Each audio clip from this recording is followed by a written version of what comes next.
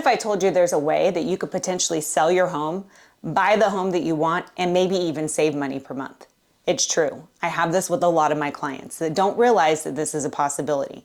How does this work, Kristen? Well, you may be excited because you have a 3% rate and you're happy to tell your friends, you know what, I'm never selling this home because I have a 3% rate. I just can't afford to go to a higher rate today.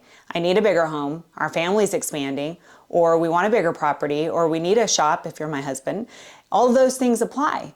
And you may be thinking and stuck on this 3% rate, not realizing that your blended rate is actually higher than what the current market rate is today. What does that mean? Well, if you have student loans, you have auto loans, you have credit card loans, those interest rates are higher than what your mortgage payment is, and most of them are higher than what the average mortgage rate is today. So you got to look at your blended financial rate, which means all of your debts, all of those rates, what are you paying? Now, the reason this is important is the average homeowner has quite a bit of equity in their home. And the first thought is, well, if I sell my home, I'd be taking that money and I'd be putting it into the new home. But this is where strategic planning really comes into play. Now, what I mean by that is, what if we're able to take some of the funds that you have from the sale of your home, completely eliminate all your debts, so that you can free up more money to be able to afford the higher mortgage payment and the higher payment for the home that you really want.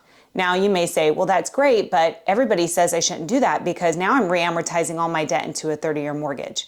Well, again, that's why strategic planning is really important, because there's ways that we strategize together and we say, okay, right now we are going to consolidate, pay off all your debts, eliminate all those high interest you don't have a return on. You don't get to write off that interest on those debts. That's not a mortgage.